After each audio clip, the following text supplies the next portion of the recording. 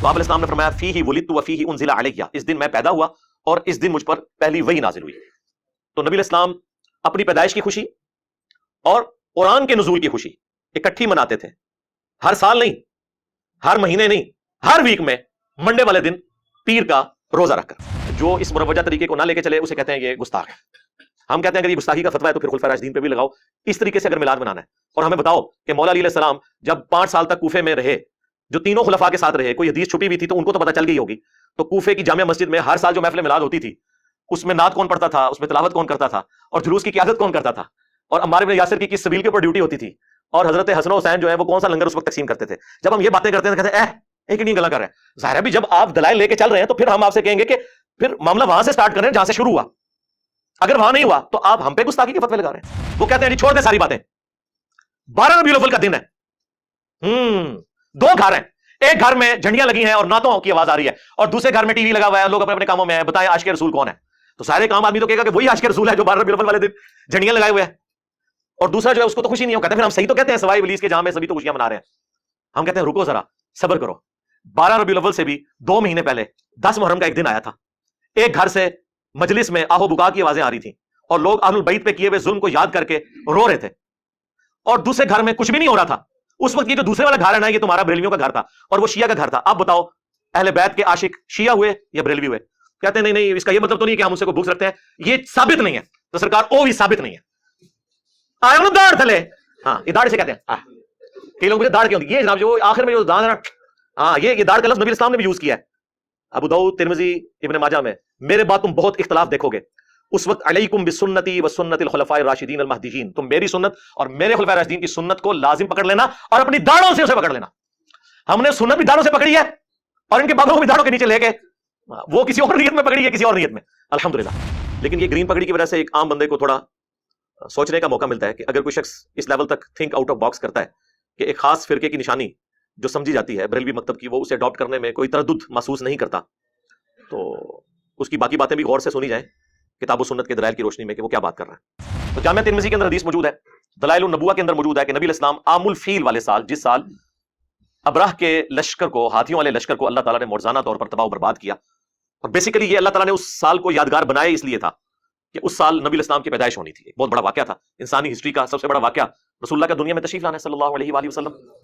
المستدرک للحاکم میں یہ حدیث موجود ہے، المعجم الکبیر طبرانی میں بھی، کہ نبی علیہ السلام نے فرمایا کہ اللہ تعالیٰ میری امت کو کبھی بھی گمراہی پر جمع نہیں ہونے دے گا، جماعت پہ اللہ کا ہاتھ ہے۔ جماعت سے مراد یہ پارٹیاں نہیں، یعنی پوری امت جس چیز کو صحیح سمجھ رہی ہوگی وہ درست ہوگی۔ اس حد تک تو امت صحیح سمجھتی ہے کہ محرم میں اہل البیت کا ذکر ہو، رمضان میں رمضان کا ذکر ہو، روزوں کا ذکر ہو، اس کے مسائل بیان ہو، ربیع الاول کے موقع پر نبی الاسلام کی شخصیت کو ڈسکس کیا جائے۔ جو بند اور اہل حدیث نے تو جھوٹ مشہور کر دیا کہ 12 ربیع الاول وفات کا دن ہے، بریلویوں سے جان چھڑانے کے لیے۔ اس پہ بھی رہتے تو چلے کوئی بات ہضم ہو جاتی، لیکن وہ پھر اس میں اس سے بھی آگے گئے، انہوں نے کہا کہ یہ تو غم کا دن تھا اور بریلوی اس دن خوشی منا رہے ہیں۔ اچھا ادھر تو یہ بات کرتے ہیں، جب ہم 10 محرم کے اوپر اہل البیت کا ذکر کریں تو کہتے ہیں نہیں سوگ تو 3 دن ہوتا ہے، غم منانے کی ضرورت ہی نہیں ہے، تو کسی کی جگہ دیکھ لو وہ یار۔ تو ایک طرف آپ کہتے ہیں غم منانے کی ضرورت نہیں ہے، دوسری جگہ آپ کہتے ہیں یہ تو غم کا دن ہے، اور وہ عجیب سا ایک بڑا دردناک سا میسج بھی وہ فلوٹ کرواتے ہیں جی کہ اس دن مدینے کی گلیوں میں جو ہے وہ غم کی کیفیت تھی صحابہ کرام پہ، اور یہ دیکھو یہ جھنڈیاں لگا رہے ہیں۔ پہلی بات ہے کہ تمہارے کس بندے نے، کس روحانی ابے نے تمہیں یہ پڑھایا کہ نبی علیہ السلام 12 ربیع الاول کو فوت ہوئے ہیں؟ یہ دنیا کی کس کتاب میں لکھا ہوا ہے؟ اس کتاب کا ذرا ہمیں نام بتا دیں، کس حدیث کی کتاب میں، کس سیرت کی کتاب میں یہ بات لکھی ہوئی ہے؟ جھوٹ بولا، اور میں نے بخاری اور مسلم سے ثابت کیا ہے کہ نبی علیہ السلام 12 ربیع الاول کو فوت نہیں ہوئے۔ فالذین آمنوا بہ، پس جو بھی پھر اس نبی پر ایمان لے کر آئے، وعزروہ، اور ان کی عزت کرے، ونصروہ، اور ان کی مدد کرے، واتبعوا النور الذی انزل معہ، اور پیروی کرے اس نور کی جو ان کے ساتھ نازل ہوا، یعنی قرآن، اولئک هم المفلحون، تو ایسے ہی لوگ ہوں گے پھر فلاح پانے والے۔ یعنی اہل ایمان کی رسپانسبلٹی ہے سب سے پہلے کہ نبی الاسلام کی عزت کرنی ہے، اس کے بعد ان کی مدد کرنی ہے دین کے معاملے میں۔ ظاہر نبی الاسلام تو اللہ کے ریپرزینٹیٹو بن کے آئے نا اس پلانٹ ارتھ پہ، اور اس کے بعد جو ان کے ساتھ کتاب نازل ہوئی ہے اس کی پیروی کرنی ہے، تب آپ ہوں گے کامیاب۔ یہ ہے میلاد کا مقصد منانے کا، کہ نبی الاسلام کے مشن کو آپ نے آگے لے کر چلنا ہے۔ جو کام آج سے 800 سال پہلے اور رسول اللہ کی وفات کے 600 سال بعد شروع ہو، اس کام کو اس طریقے سے نہ کرنے والا گستاخ رسول کیسے ہو سکتا ہے؟ اور اس پر آپ یہ کیسے شعر پڑھ سکتے ہیں کہ سوائے ابلیس کے جہاں میں سبھی تو خوشیاں منا رہے ہیں؟ ویسے تو کہتے ہیں ہم اسے مستحب سمجھتے ہیں، لیکن اس کے ساتھ ایمان جوڑ دیا ہوا ہے، جو چیز شروع 600 سال بعد ہوئی، اور یہ 7ویں صدی ہجری مسلمانوں پہ استاد بن کے ٹوٹی، سنیوں نے تو مسلمانوں پہ یہ ظلم کیا کہ مروجہ طریقہ یہ شروع کیا. شیعہ نے یہ ظلم کیا کہ ایک فاطمی بادشاہ تھا شیعہ کا، سلطان قلاوون، اس نے ایک منت مانی تھی کہ میرا اگر یہ کام ہو گیا تو میں قبر رسول پہ جا کے گنبد رکھ دوں گا. 678 ہجری میں میلاد شروع ہوا، 604 ہجری میں سنیوں کے زیر قیادت، اور 678 ہجری میں، یعنی یہ 7ویں صدی ہجری بنتی ہے، 6 پوری ہو کے تو 7ویں میں اس نے لکڑی کا ایک گنبد بنوایا اور اسے لا کے قبر رسول کے اوپر رکھ دیا. اس وقت اس کا کلر سفید تھا، گرین کلر تو بہت بعد میں سلطنت عثمانیہ نے اس کو کیا، پہلے سفید گنبد تھا. اور جس نے اسے یہ مشورہ دیا وہ بعد میں معزول ہو گیا، اور لوگ یہ کہتے تھے کہ اس کو سزا ملی ہے اس عمل کی. لیکن بعد میں آج یہ حالت ہے کہ سعودی حکومت کی بھی جرت نہیں ہے گنبد خضرا کو ہٹا دے. جب مسلم شریف میں حدیث ہے، میں تمہیں منع کرتا ہوں قبروں پر عمارت بنانے سے، قبروں کو پکا کرنے سے، قبروں پر بیٹھنے سے، چاہے مجاور بن کے بیٹھنا ہو یا فزیکلی بیٹھنا ہو. اس کے ہوتے ہوئے کس کی جرت تھی کہ وہ قبر رسول کے اوپر کوئی اس طرح کی عمارت کھڑی کرتا؟ 80 ہجری کے اندر جب ہزاروں صحابہ زندہ تھے، عبد الملک بن مروان بنو امیہ کا جو بادشاہ تھا، اس نے یہ ڈوم آف دا راک بنوایا جس چٹان سے نبی علیہ السلام معراج پہ تشریف لے گئے. قبۃ الصخرہ اسے کہتے ہیں. کتنا بڑا ڈوم ہے، گنبد خضرا سے تو بہت بڑا ہے. وہ اس زمانے میں بنا ہوا ہے.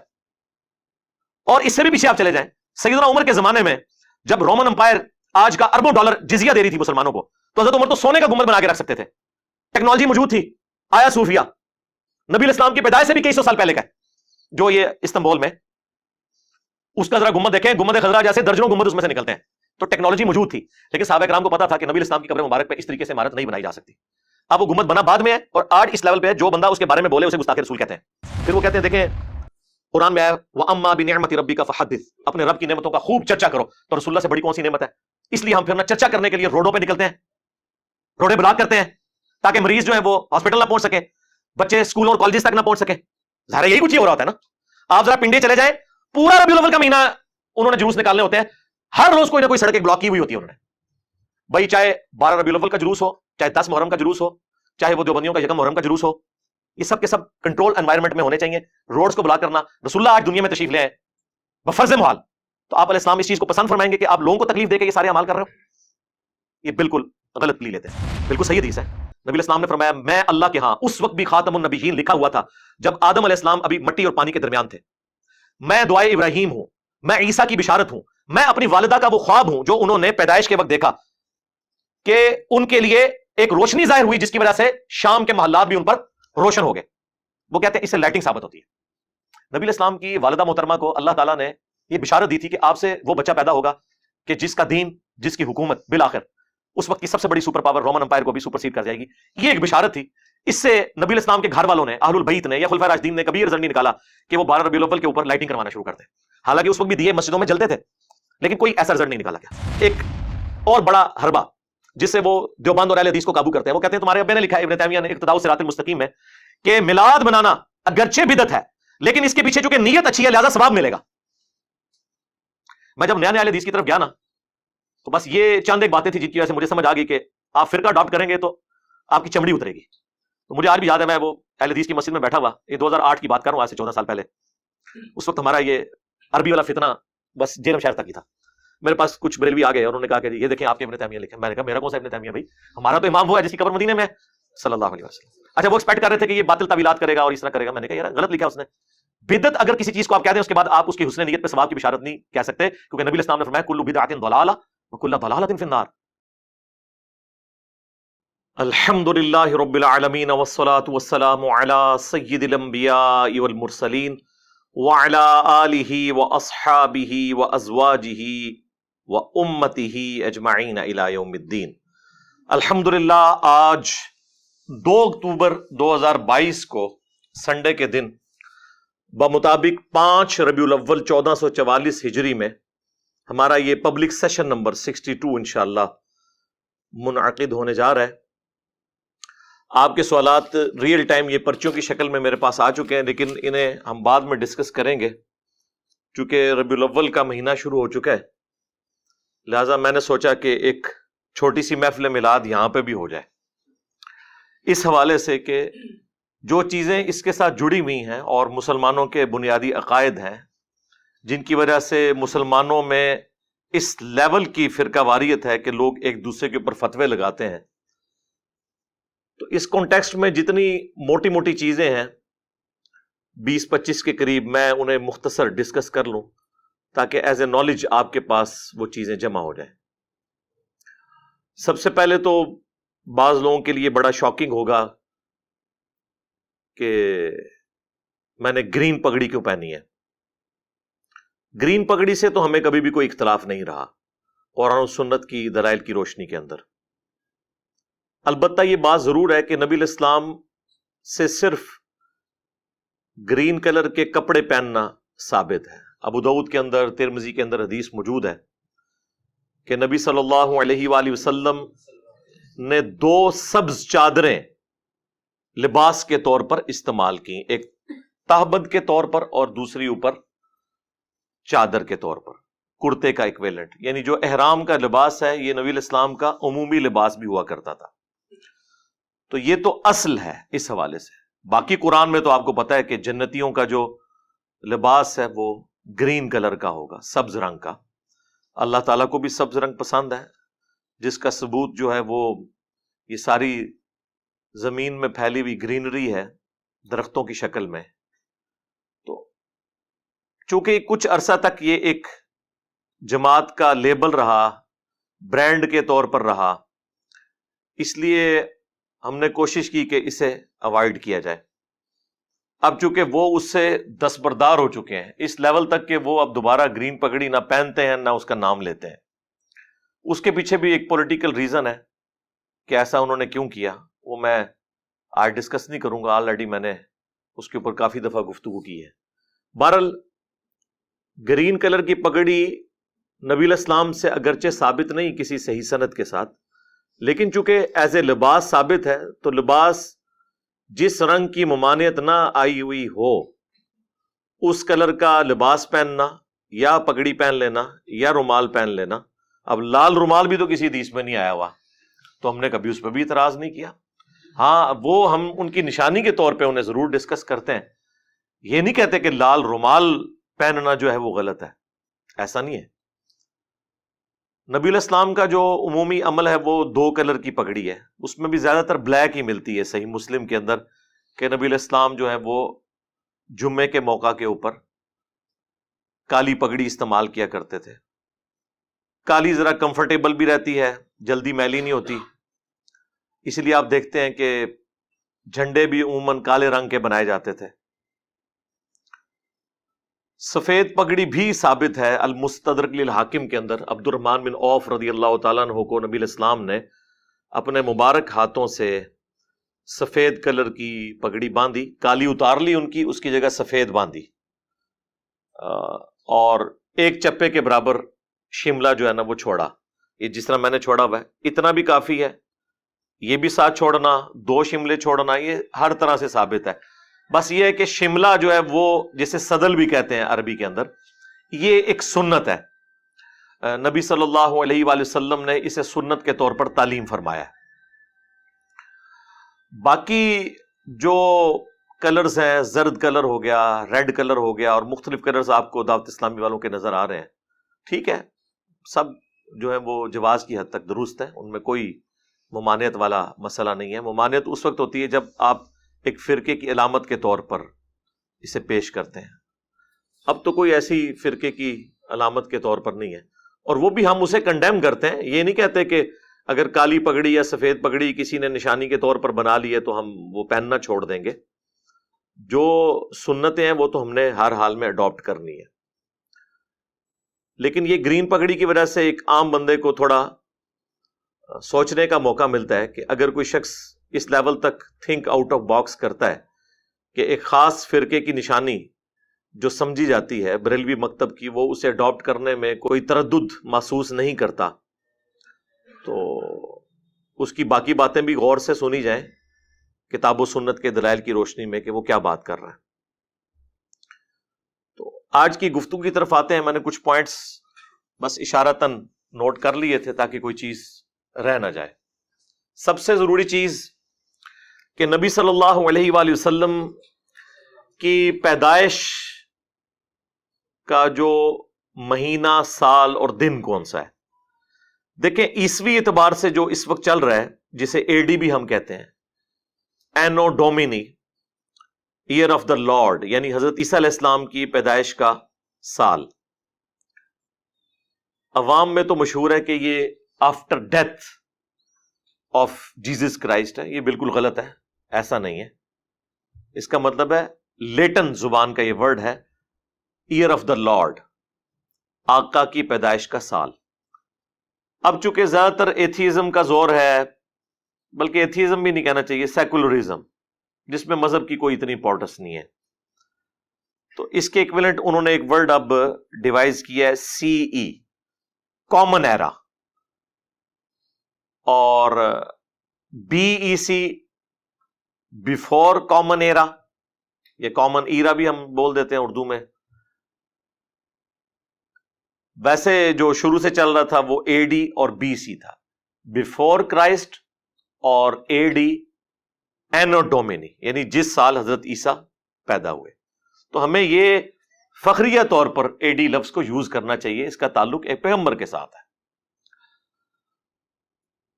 اس اعتبار سے نبی الاسلام کی جو پیدائش کا سال ہے وہ 571 ہے، جو آج 2 اکتوبر 2022 ہے.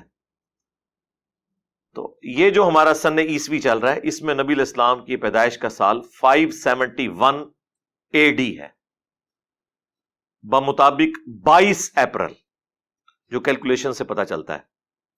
اور آپ کی ڈیتھ کا جو ایئر ہے وہ 632 ہے، 8 جون 632 عیسوی. عرب کے اندر اس وقت سال نہیں چلتے تھے، بلکہ بڑے بڑے ایونٹس کے ذریعے سالوں کو یاد رکھا جاتا تھا. نبی الاسلام کی پیدائش جس سال ہوئی اس سال بہت بڑا ایونٹ ہوا، عام الفیل والا واقعہ، جو قرآن میں بھی اللہ تعالیٰ نے رپورٹ کیا. ابراہ کا لشکر اللہ تعالیٰ نے برباد کر دیا تھا، جو خانہ کعبہ کے اوپر چڑھائی کے لیے آیا تھا. نبی الاسلام اس سال پیدا ہوئے. تو عرب کے لوگ کسی کی پیدائش کو یاد رکھنے کے لیے کوئی بڑا ایونٹ یاد رکھتے تھے، اور پھر وہ کہتے تھے کہ فلاں شخص اس سال پیدا ہوا، یا اس سے اتنے سال پہلے پیدا ہوا، یا اس سے اتنے سال بعد پیدا ہوا. جس طرح ہمارے پاکستان میں بھی میں سمجھتا ہوں 2005 کا جو زلزلہ ہے وہ ایک بہت بڑا بینچ مارک ہے. اس ایونٹ کے اعتبار سے لوگ بات کرتے ہیں. ہمارے جہلم شہر میں 1992 میں بہت بڑا سیلاب آیا تھا. اب کئی ایسے بچے ہیں جن کی مائیں جب ان کا تعارف کرواتی ہیں تو کہتی ہیں سیلاب والے سال پیدا ہوا. ایسی ظاہر ہے وہ بہت بڑا ایونٹ تھا جہلم کے لیے. ایون آج بھی میں آپ کو بتا رہا ہوں کہ یہ حوالے استعمال ہوتے ہیں. تو جامعہ ترمذی کے اندر حدیث موجود ہے، دلائل النبوہ کے اندر موجود ہے کہ نبی علیہ السلام عام الفیل والے سال، جس سال ابراہ کے لشکر کو، ہاتھیوں والے لشکر کو اللہ تعالیٰ نے معجزانہ طور پر تباہ و برباد کیا. اور بیسیکلی یہ اللہ تعالیٰ نے اس سال کو یادگار بنائے اس لیے تھا کہ اس سال نبی علیہ السلام کی پیدائش ہونی تھی. ایک بہت بڑا واقعہ تھا، انسانی ہسٹری کا سب سے بڑا واقعہ رسول اللہ کا دنیا میں تشریف لانا ہے صلی اللہ علیہ وآلہ وسلم. تو آپ صلی اللہ علیہ وآلہ وسلم اس سال پیدا ہوئے. اب آپ کی پیدائش کا جو دن ہے اس کے اوپر تو کنسنسس ہے کہ وہ منڈے کا دن ہے. وہ صحیح مسلم کے اندر حدیث موجود ہے، نبی علیہ السلام منڈے کا روزہ رکھتے تھے. پوچھا گیا آپ روزہ کیوں رکھتے ہیں؟ صحیح مسلم میں 2750 نمبر حدیث ہے، کنٹینیوس نمبرنگ میں. تو آپ علیہ السلام نے فرمایا فیہ ولدت وفیہ انزل علیہ، اس دن میں پیدا ہوا اور اس دن مجھ پر پہلی وحی نازل ہوئی. تو نبی علیہ السلام اپنی پیدائش کی خوشی اور قرآن کے نزول کی خوشی اکٹھی مناتے تھے. ہر سال نہیں، ہر مہینے نہیں، ہر ویک میں منڈے والے دن پیر کا روزہ رکھ کر. اچھا، اب تاریخ کیا تھی اس کے حوالے سے ہمارے پاس جو سب سے یعنی قریبی کوئی اگر مواد ملتا ہے تو وہ دلائل النبوہ امام بیہقی کی کتاب میں محمد بن اسحاق تابعی کا قول ہے، جو انس ابن مالک کے شاگرد ہیں، 150 ہجری میں فوت ہوئے. وہ کہتے ہیں کہ نبی علیہ السلام عام الفیل والے سال 12 ربیع الاول کو منڈے کے دن پیدا ہوئے. اور آلموسٹ یہی الفاظ شیعہ کے ہاں اصول الکافی، جس طرح ہمارے ہاں صحیح بخاری ہے، ان کی جو حدیث کی ٹاپ آف لسٹ کتاب ہے اصول الکافی، اس میں جو 110 نمبر چیپٹر ہے وہ نبی علیہ السلام کی پیدائش سے متعلق ہے. اس میں بھی موجود ہے کہ نبی علیہ السلام 12 ربیع الاول کو پیدا ہوئے. لہذا منڈے کا دن 12 ربیع الاول کی تاریخ یہ اہل سنت اور اہل تشیع کے ہاں کتابوں کی حد تک تو ایگریڈ اپان ہے. پریکٹیکلی شیعہ جو ہے وہ 17 ربیع الاول کو منا رہے ہیں. اہل سنت میں جو بریلوی مکتب ہے وہ 12 ربیع الاول کو ایمفیسائز کرتا ہے، جبکہ اہل حدیث اور دیوبند 9 ربیع الاول کی بات کرتے ہیں. اپنے اپنے طریقے سے سارے منا ہی رہے ہوتے ہیں. کوئی اسے امام الانبیاء کانفرنس کہہ کے مناتا ہے، کوئی سیرت النبی کانفرنس کے ذریعے، کوئی میلاد مصطفیٰ کانفرنس کے ذریعے صلی اللہ علیہ وآلہ وسلم. بہرحال اس کے اوپر اتنا تو کنسنسس ہو چکا ہے کہ ربیع الاول کے مہینے میں ہمیں نبی علیہ السلام کی سیرت کو، آپ کے کردار کو، آپ کے معجزات کو، آپ کے دنیا میں آنے کے مقصد کو ڈسکس کرنا ہے. جمعے کے خطبوں کے اندر تمام مکاتب فکر کے لوگ ڈسکس کرتے ہیں اور اس پہ اجماع ہو چکا ہے. تو اجماع خود بہت بڑی دلیل ہے. المستدرک للحاکم میں یہ حدیث موجود ہے، المعجم الکبیر طبرانی میں بھی، کہ نبی علیہ السلام نے فرمایا کہ اللہ تعالیٰ میری امت کو کبھی بھی گمراہی پر جمع نہیں ہونے دے گا. جماعت پہ اللہ کا ہاتھ ہے. جماعت سے مراد یہ پارٹیاں نہیں، یعنی پوری امت جس چیز کو صحیح سمجھ رہی ہوگی وہ درست ہوگی. اس حد تک تو امت صحیح سمجھتی ہے کہ محرم میں اہل البیت کا ذکر ہو، رمضان میں رمضان کا ذکر ہو، روزوں کا ذکر ہو، اس کے مسائل بیان ہو، ربیع الاول کے موقع پر نبی علیہ السلام کی شخصیت کو ڈسکس کیا جائے. باقی یہ جو کچھ اپنے اپنے انداز میں جو میلاد منایا جا رہا ہے دنیا کے مختلف کونوں کے اندر، جھنڈیوں کی شکل میں، جلوسوں کی شکل میں، خانہ کعبہ شریف، روضہ شریف کے ماڈل بنا کے، اب تو اس لیول تک لوگ چلے گئے کہ ان ماڈلز کے سامنے کھڑے ہو کے دعائیں بھی کر رہے ہوتے ہیں اور ان کے اپنے علماء چیخ رہے ہوتے ہیں کہ یہ کیا حرکت کر رہے ہو، لیکن ان کی بات کوئی ماننے کے لیے تیار ہی نہیں ہوتا. زیادہ زور اس لیے نہیں لگاتے کہ انہیں خطرہ ہے کہ وہ ہم پہ ہی نہ فتویٰ لگا دیں کہ یہ بھی کہیں انجینئر کو تو نہیں سنتا، تو اس لیے پھر وہ ایک خاص لمٹ کو کراس نہیں کرتے. یہی ہوتا ہے جب آپ سنت کے راستے کو چھوڑتے ہیں تو پھر ایک ایکسٹریم لیول تک چیزیں چلی جاتی ہیں جو آپ کے قابو نہیں آتی. ہاں، جہاں تک اللہ کو منظور ہوتا ہے وہاں تک اللہ تعالیٰ کی غیبی تائید ہوتی ہے. تو غیبی تائید اس لیول تک تو ہے کہ ہم ربیع الاول میں ڈسکس کریں، کیوں نہ کریں. یعنی اس سے بڑا کوئی موقع نہیں ہے کہ نبی علیہ السلام کے پیدائش کے مقصد کو، آپ کی سیرت کو، آپ کے معجزات کو، آپ کی صورت کو، ان ساری چیزوں کو ڈسکس کیا جائے. اس میں کوئی دوسری رائے نہیں ہے. یہ تو بہت بڑی بدبختی ہے کہ کوئی اس مہینے کے اندر ان چیزوں کا ذکر ہی نہ کرے اور ہر اوٹ پٹانگ ٹاپکس جو ہیں وہ اپنے جمعے کے خطبوں کا حصہ بنا لیں. پولیٹیکل ٹاپکس بھی، اپنے فرقوں کے فضول قسم کے ٹاپکس، ان کو تو ڈسکس کریں اور نبی علیہ السلام کے دنیا میں آنے کے مقصد کو، آپ کے میلاد کو، آپ کی سیرت کو، آپ کی صورت اور معجزات کو ڈسکس نہ کرے. تو یہ تو بدبختی کسی کی ہو سکتی ہے. اور اس لیول پہ چیزیں شروع سے چلتی آ رہی ہیں. ہمیں اختلاف ان چیزوں کے اوپر ہے جو یہ بعد میں چیزیں مطلب اس لیول پہ ایڈ ہوئی ہیں کہ آج وہ قابو نہیں آ رہی کسی کی. اس کے اوپر ہم بات کرتے ہیں وقتاً فوقتاً اور احسن طریقے سے اپنا پوائنٹ آف ویو لوگوں کے سامنے رکھتے ہیں. اچھا، اب آپ کو حیران کن بات بتاؤں، فتاوی رضویہ کے اندر اعلیٰ حضرت نے نبی علیہ السلام کی پیدائش کی تاریخ 8 ربیع الاول لکھی ہے. ہاں، اور غنیت الطالبین میں شیخ عبد القادر جیلانی نے 10 محرم الحرام لکھی ہے اور اسی کو راجع قرار دیا ہے. پیدائش کا مہینہ بھی فارغ ہو گیا اور تاریخ بھی فارغ ہوگی محرم میں. اب ہمارا ایک معصومانہ سوال ہے کہ آپ لوگوں کا یہ دعویٰ ہے کہ جو اولیاء اللہ ہیں، اور پھر آپ کلیم کیے ہوئے ہیں شیخ عبد القادر جیلانی کو اپنے بنائے ہوئے اولیاء میں سے. ہمارے جو اولیاء ہیں نا ان کے سردار تو خلفائے راشدین ہیں. آپ کے بنائے ہوئے اولیاء کا جو سردار ہے وہ تو پوری کائنات کو اس طرح اپنی ہتھیلی پہ دیکھ رہے ہیں جیسے رائی کا دانہ. ویسے رائی کا دانہ بھی ہتھیلی پہ اتنے غور سے نظر نہیں آتا بغیر اینک کے، پتہ نہیں کیسے دیکھتے ہوں گے وہ. تو یہ تو آج ہمیں سائنس بتا رہی ہے نا خوردبین کے ذریعے کہ کیا کچھ ہے اس چھوٹے سے دانے میں اور بیج میں.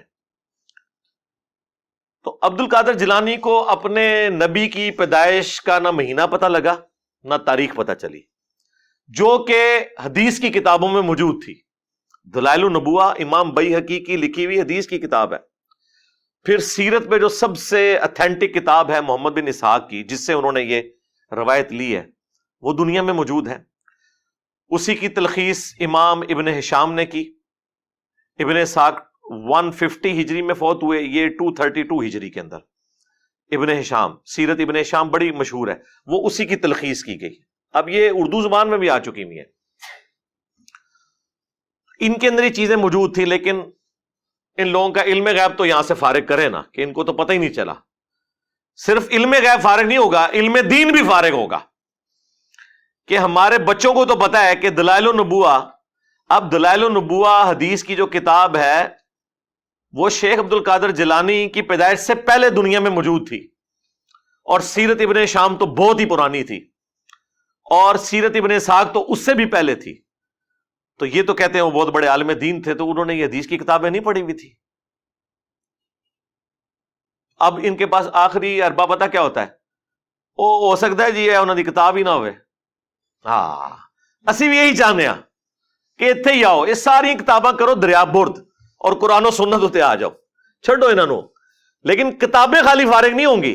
ہاں، if there is no کشف al Mahjub there is no Ali bin Usman Hujwiri, if there is no المحنت Al Mufannad there is no دیوبندیت۔ ہاں، انہی کتابوں میں تو یہ فرقے کھڑے ہوئے ہیں۔ اگر یہ کتابیں فارغ ہوں گی تو یہ صرف کتابیں نہیں فارغ ہوں گی، اپنے اپنے بابے بھی نہ لے کے ڈبڑ گیاں۔ ہاں، اسی لیے تو ان کتابوں کا دفاع کرتے ہیں۔ یہ انہیں پتہ ہے کہ اگلا سٹیپ ہم سے انہوں نے یہ بنوانا ہے کہ اچھا کتاباں فارغ تھے، بابے بھی فارغ، حالانکہ بابے تو فارغ ہو گئے، انہیں کتاباں دی روشنی سے فارغ ہو گئے۔ یہ اس طرح کی چیزیں یعنی پبلک میں چونکہ چل رہی ہوتی ہیں، اس لیے میں نے اسے ڈسکس کیا۔ ڈاکٹر ذاکر نائک نے کئی سال پہلے ایک لیکچر دیا تھا، سملیرٹیز بٹوین ہندوازم اینڈ اسلام۔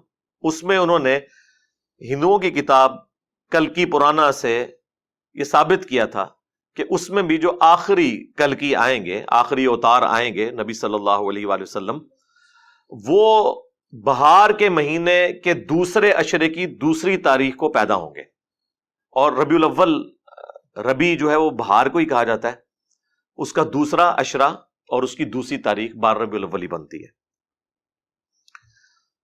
اب نبی الاسلام کی وفات کا دن دیوبند اور اہل حدیث نے تو جھوٹ مشہور کر دیا کہ 12 ربیع الاول وفات کا دن ہے، بریلویوں سے جان چھڑانے کے لیے۔ اس پہ بھی رہتے تو چلے کوئی بات ہضم ہو جاتی، لیکن وہ پھر اس میں اس سے بھی آگے گئے۔ انہوں نے کہا کہ یہ تو غم کا دن تھا اور بریلوی اس دن خوشی منا رہے ہیں۔ اچھا، ادھر تو یہ بات کرتے ہیں، جب ہم 10 محرم کے اوپر اہل البیت کا ذکر کریں تو کہتے ہیں نہیں، سوگ تو 3 دن ہوتا ہے، غم منانے کی ضرورت ہی نہیں ہے۔ کسی ایک جگہ کھلو وہ یار، تو ایک طرف آپ کہتے ہیں غم منانے کی ضرورت نہیں ہے، دوسری جگہ آپ کہتے ہیں یہ تو غم کا دن ہے، اور وہ عجیب سا ایک بڑا دردناک سا میسج بھی وہ فلوٹ کرواتے ہیں جی کہ اس دن مدینے کی گلیوں میں جو ہے وہ غم کی کیفیت تھی صحابہ کرام پہ، اور یہ دیکھو یہ جھنڈیاں لگا رہے ہیں۔ پہلی بات ہے کہ تمہارے کس بندے نے، کس روحانی ابے نے تمہیں یہ پڑھایا کہ نبی علیہ السلام 12 ربیع الاول کو فوت ہوئے ہیں؟ یہ دنیا کی کس کتاب میں لکھا ہوا ہے؟ اس کتاب کا ذرا ہمیں نام بتا دیں، کس حدیث کی کتاب میں، کس سیرت کی کتاب میں یہ بات لکھی ہوئی ہے؟ جھوٹ بولا۔ اور میں نے بخاری اور مسلم سے ثابت کیا ہے کہ نبی علیہ السلام 12 ربیع الاول کو فوت نہیں ہوئے۔ بڑا سمپل سا فارمولہ ہے، میں نے اپنے زمانے بریلویت میں ایک ریسرچ پیپر لکھا تھا، وہ آج بھی ہماری ویب سائٹ پہ ریسرچ پیپر نمبر 12 کے نام سے اپلوڈڈ ہے۔ وہ اس لیے اپلوڈڈ ہے کہ وہ اس وقت بھی درست لکھا ہوا تھا، اس کا یہ والا حصہ آج تک ویلڈ ہے، نہ اس وقت کوئی وہابی جواب دے سکا اہل حدیث یا دیوبندی، نہ آج کوئی دے سکا۔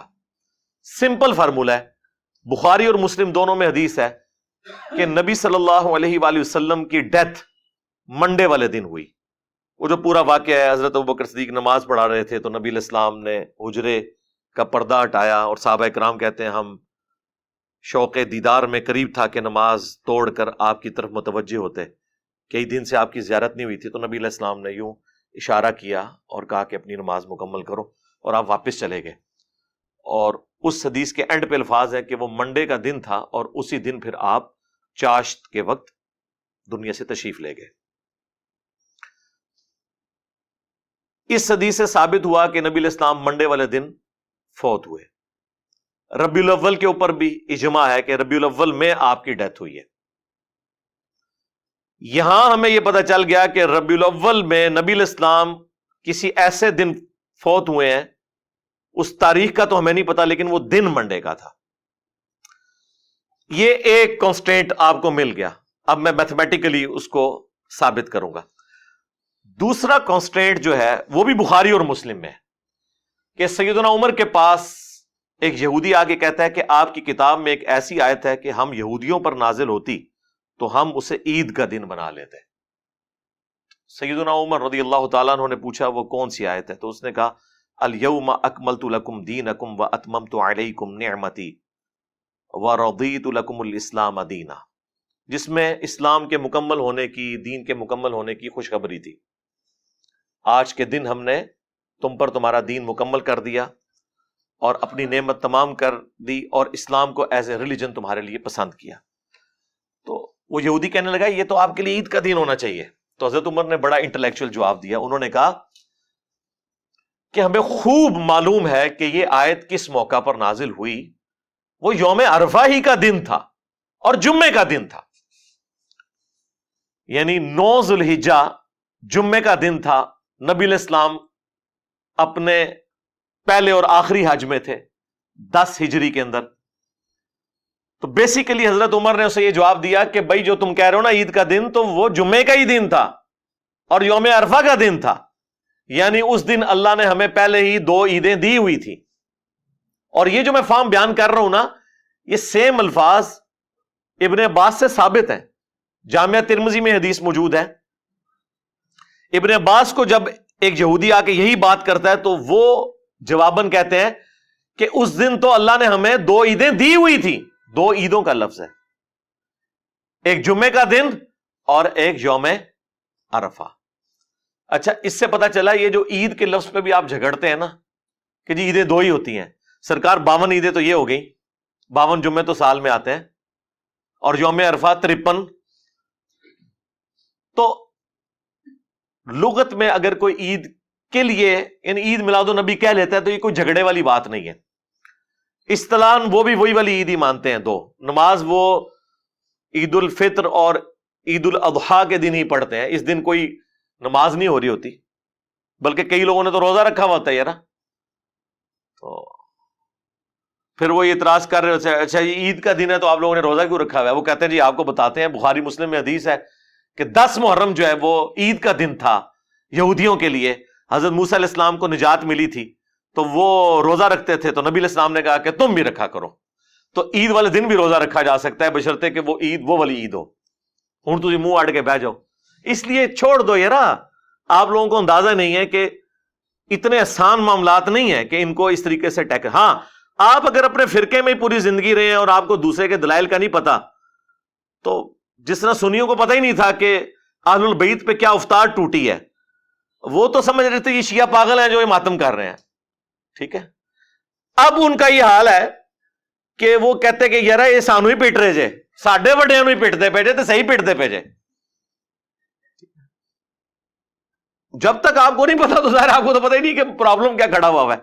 تو اس لیے یہاں پہ بھی ان ایشوز کو اتنا آسان نہیں ہے. بال واپس آ جائیں تو اس حدیث بخاری اور مسلم کی جو میں نے بیان کی، اس سے پتا چلا کہ نبی علیہ السلام نے جس سال حج کیا ہے اس دن یوم عرفہ جمعے کے دن آیا تھا، 9 ذو الحجہ. تو دیکھیں 9 ذو الحجہ جمعے کے دن، اس کے بعد ذو الحجہ کے بعد کون سا مہینہ آتا ہے؟ محرم، پھر سفر، اور پھر ربیع الاول. تو بیسیکلی تو 3 ہی مہینے انوالو ہوئے. یہ چوتھے کو بھی چلے بیچ میں شامل کر لیں. یہ جو 3 مہینے ہیں نا جن کے چاند دیکھے گئے ہیں وہ کون کون سے ہیں؟ محرم، سفر اور ربیع الاول. یہ تینوں مہینے 30 کے رکھ لیں، تینوں 29 کی رکھ لیں. حالانکہ 3 کٹھے 29 اور 30 کے نہیں ہوتے. 2/29/1/30, 1/29/2/30 کوئی بھی کمبینیشن بنا لیں اور آپ گننا شروع کریں کہ 9 ذوالحجہ کو جمعہ تھا، 10 ذوالحجہ کو ہفتہ ہوا، یوں کرتے کرتے آپ ربیع الاول تک جب پہنچیں گے نا، اور چاروں جو پاسبل آپ کی بنتی ہیں کیلکولیشنز کہہ لیں یا آئٹریشنز پرفارم جو کرنی ہے وہ آپ کر لیں، تو آپ دیکھیں گے کسی کیلکولیشن میں بھی حیران کن بات ہے کہ 12 ربیع الاول منڈے والے دن نہیں بن رہی ہوگی، یا وہ جمعے والے دن بن رہی ہوگی، یا وہ ہفتے والے دن بن رہی ہوگی، یا اتوار کو بن رہی ہوگی، منڈے کو نہیں بن رہی، جبکہ بخاری مسلم سے ہمیں پتا چلا کہ وہ منڈے کا دن تھا، تو اس کا مطلب ہے کہ 12 تو نہیں تھا، اس کے علاوہ کوئی اور دن ہو سکتا ہے۔ یہ ریسرچ پیپر میں نے 2001 میں لکھا تھا، 8 سے 21 سال پہلے، لکھ کے سارے وہابیوں کو بھیجا، چاہے وہ اہل حدیث تھے، دیوبندی تھے، کہ اس کا جواب دو۔ بڑے بڑے مدارس میں لوگ لے کے گئے، ایک ایک ہفتہ مانگا، لیکن آج 21 سال گزر چکے ہیں، جواب نہیں آیا۔ شیخ زبیر لذیذ صاحب سے میری 2008 میں بات ہوئی تو وہ مجھے کہنے لگے میرے پاس بھی آیا تھا، تو میں نے کہا آپ ہی جواب لکھ دیتے۔ کہتے جواب کیا لکھتے، صحیح لکھا ہوا تھا، لیکن خاموشی اختیار کر لی۔ ہونا تو چاہیے تھا کہ اگر صحیح لکھا تھا تو کہتے کہ ٹھیک لکھا ہوا ہے۔ بہرحال انہوں نے جو اپنی کتاب فضائل درود و اسلام جو ترجمہ کیا انہوں نے فضل الصلاۃ علی النبی کا، قاضی اسماعیل کی کتاب کا، اس کے اینڈ پہ انہوں نے نبی الاسلام کی نا مختصر سی سیرت 2 صفحات کے اوپر لکھی ہے۔ اس پہ اینڈ پہ انہوں نے لکھا ہے کہ نبی الاسلام 11 ہجری میں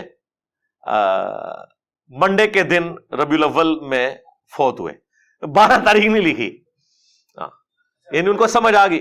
اب آ جائیں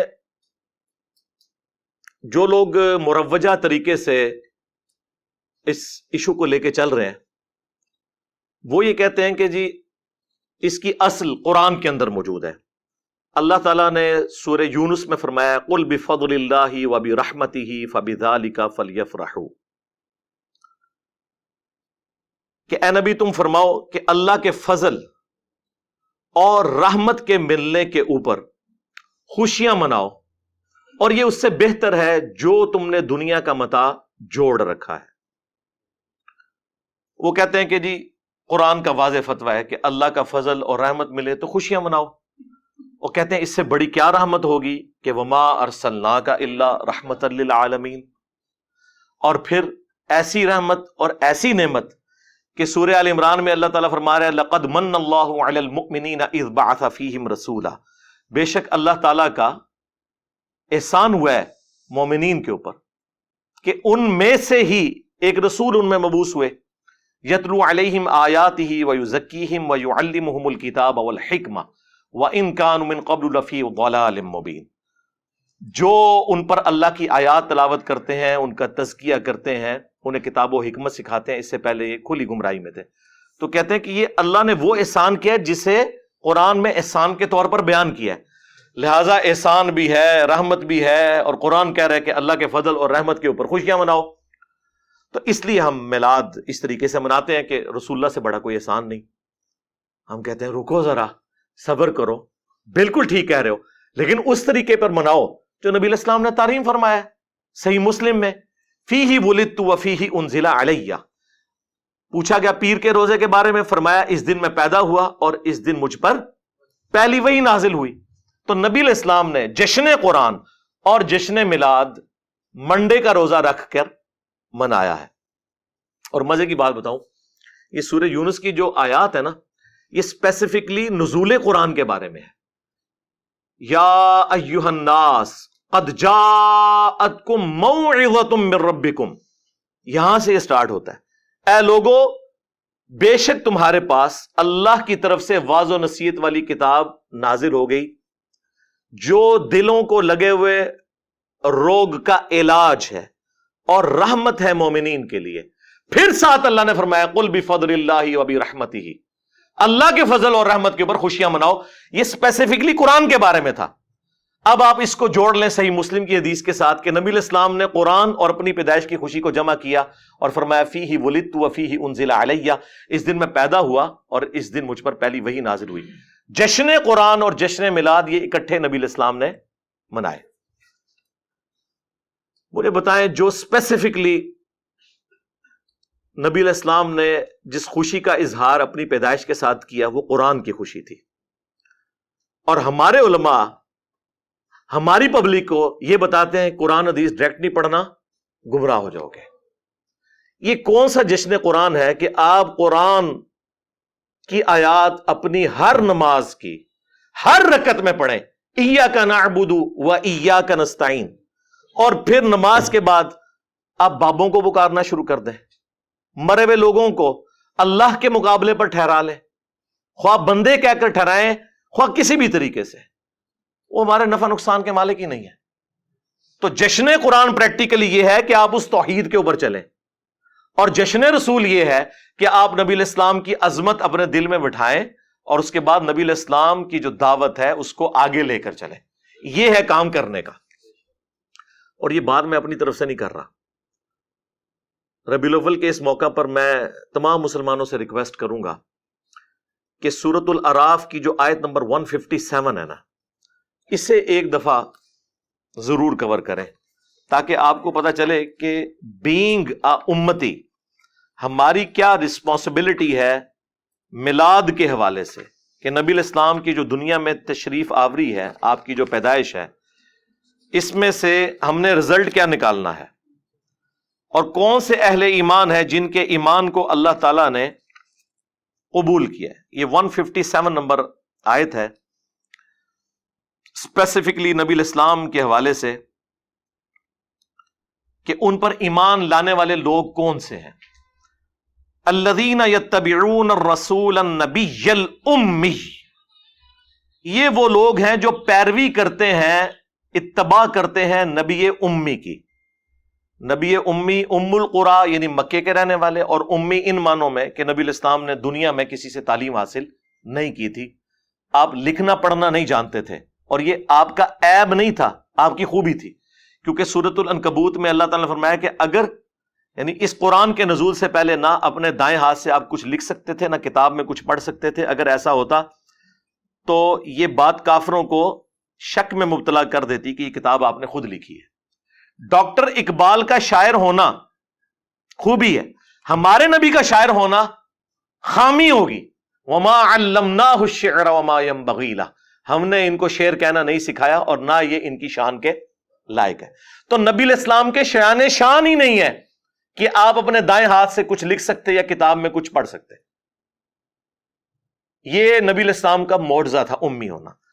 تو اللہ تعالیٰ فرماتا ہے کہ اہل ایمان وہ ہیں جو پیروی کرتے ہیں اس نبی امی کی، الذی یجدونہ مکتوبا عندہم فی التوراۃ، جسے وہ لکھا ہوا پاتے ہیں اپنے پاس موجود کتاب توراہ میں، والانجیل اور انجیل میں، یأمرہم بالمعروف، جو کہ حکم دیتے ہیں انہیں نیک کاموں کا، وینہاہم عن المنکر، اور برائی سے روکتے ہیں، وَيُحِلُّ لَهُمُ الطَّيِّبَاتِ، اور ان پر حلال کرتے ہیں پاکیزہ چیزیں، اللہ تعالیٰ کے حکم سے شریعت پہنچاتے ہیں، وَيُحَرِّمُ عَلَيْهِمُ الْخَبَائِثِ، اور جو خبیث گندی چیزیں ہیں وہ حرام کرتے ہیں، وَيَضَعُ عَنْهُمْ إِصْرَهُمْ، اور جو ان پر بوجھ پڑے ہوئے تھے نا توہمات کے، وہ ان سے ہٹاتے ہیں، وَالْأَغْلَالَ الَّتِي كَانَتْ عَلَيْهِمْ، اور جو ان کی گردنوں میں توق پڑے ہوئے تھے نا، سپرسٹیشنس اور خام خواہ کی خود ساختہ شریعت جو